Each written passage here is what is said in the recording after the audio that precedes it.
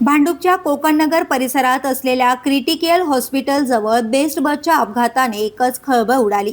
बस reverse घेत असताना येथून पायी जात असलेले 63 वर्षीय अतुल पाडळे हे बसच्या मागील बाजूस असलेल्या मोठ्या कुंडी आणि बसच्या मधोमध अडकले। त्याचवेळी बस अचानक अनियंत्रित होऊन आणखी मागे गेल्याने अतुल पाडळे गंभीर जखमी झाले।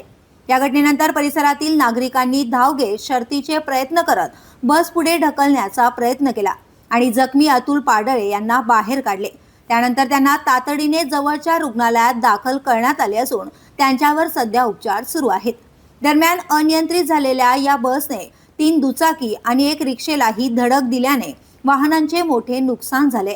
बस रिव्हर्स घेताना नेमके काय घडले, चालकाची चूक होती का की तांत्रिक बिघाड, याचा तपास सुरू आहे। काही महिन्यांपूर्वी भांडूपमध्ये बेस्ट बसच्या भीषण अपघातात 4 जणांचा मृत्यू झाला होता।